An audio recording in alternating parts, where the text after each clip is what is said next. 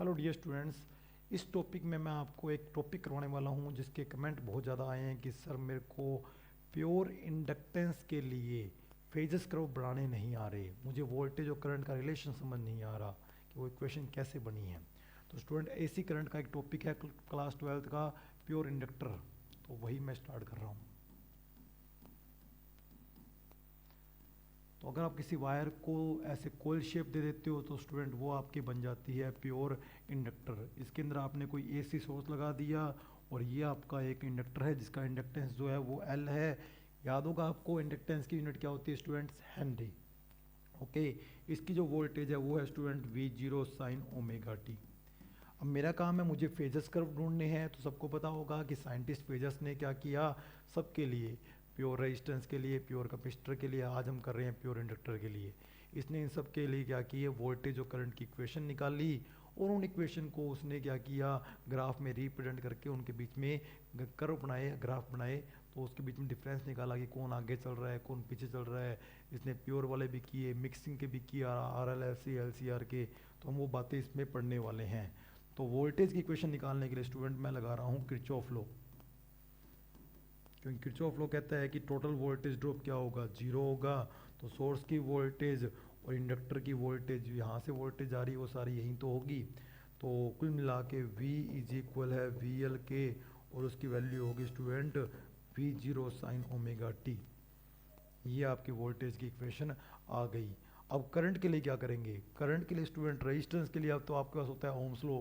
Capacitor के लिए आपका फॉर्मूला होता है Q is equal C V. फिर आप डिफ्रेंशिएशन कर देते हो, वो चार्ज करंट बन जाता है। लेकिन इसके लिए आपको पता होगा कि इस पूरे के अंदर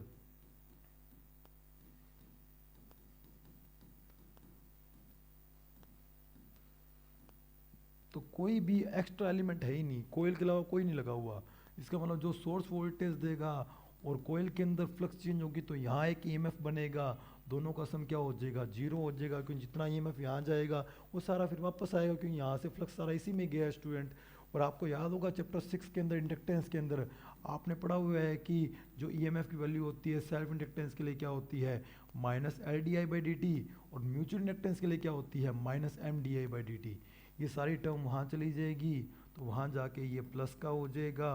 और क्या वैल्यू है वोल्टेज की स्टूडेंट, वो है we zero sine omega T.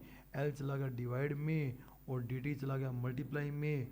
और यहाँ हमारा डी आई जो है वो अलग हो गया क्योंकि एल आ गया अपोन में और डी टी चला गया मल्टीप्लाई में। अब मैं इंटीग्रेशन कर लूँगा ताकि मेरी होल करंट आ जाए। तो वी जीरो बाई एल तो बाहर आ जाएगा। साइन का जो इंटीग्रेशन बनेगा स्टूडेंट वो क्या बनेगा, माइनस कोस ओमेगा टी। और डिफरेंशिएशन के अंदर ओमेगा टी का डिफरेंशिएशन तो होगा लेकिन इंटीग्रेशन में मल्टीप्लाई में नहीं डिवाइड में आता है। तो साइन का जो इंटीग्रेशन बनेगा माइनस कोस बनेगा और ओमेगा टी का ओमेगा आएगा। तो आपकी जो करंट आएगी स्टूडेंट वो बनेगी we zero omega L cos omega T. इस पूरे को मैं एक नया कांस्टेंट मान लेता हूँ, करंट का है तो ये करंट का एम्पलीट्यूड बन गया।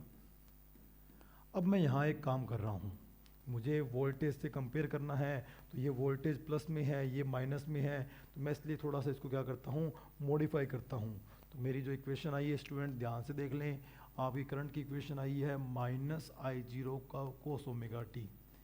पहले मैं माइनस से पंगे नहीं ले रहा, आई जीरो से पंगे नहीं ले रहा। इसको मैं लिख रहा हूँ साइन 90 माइनस थीटा।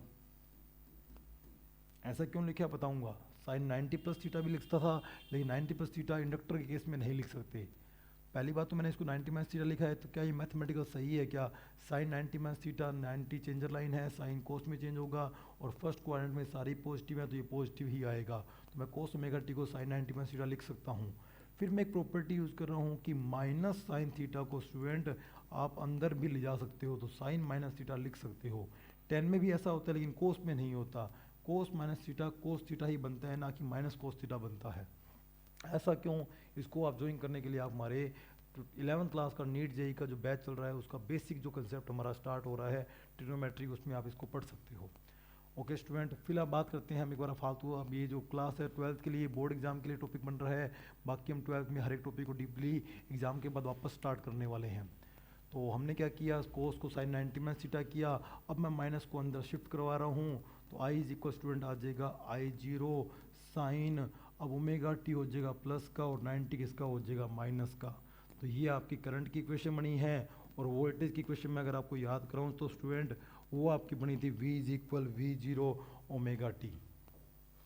अब आपकी वोल्टेज और करंट जो है स्टूडेंट वो एक जैसी बन चुकी है। अब आपकी कंपैरिजन हो सकती है। अब साफ दिख रहा है डिफरेंस जो है π/2 यानी 90 का है। और आगे कौन है, आगे वोल्टेज आगे है इस बार। करंट जो है वो 90 पीछे है, तो वोल्टेज आगे है, करंट जो है पीछे है। और कितनी पीछे है, π/2 यानी 90 पीछे है। इस चीज़ को अगर मैं दिखाऊं ग्राफ में स्टूडेंट, तो ग्राफ में देख लें वोल्टेज की इक्वेशन साइन की थी, साइन का ग्राफ यहाँ से शुरू होगा। लेकिन जो करंट की इक्वेशन है ध्यान से देखो, करंट की इक्वेशन है वो माइनस कोस की है। कैपेसिटर के केस में प्लस कोस आता है तो मैं यहाँ से शुरू करता हूँ, लेकिन स्टूडेंट माइनस कोस है तो इसका जो ग्राफ बनेगा स्टूडेंट वो यहाँ से बनेगा, ताकि आपको पता लगे कि करंट पीछे है वोल्टेज आगे है। फिर बात करते हैं फेजस ग्राफ की स्टूडेंट। तो ये फेजस ग्राफ के हम वोल्टेज और करंट के मैग्नीट्यूड के लिए हमने ये वैल्यू बना ली। वोल्टेज तो है साइन ओमेगा टी पे, और करंट जो है वो 90 जो है वो π/2 जो है वो पीछे है। फिर बात आ गई किसकी, पावर की। तो आपको याद होगा एवरेज पावर का फॉर्मूला क्या होता है, VRMS IRMS कोस फाई।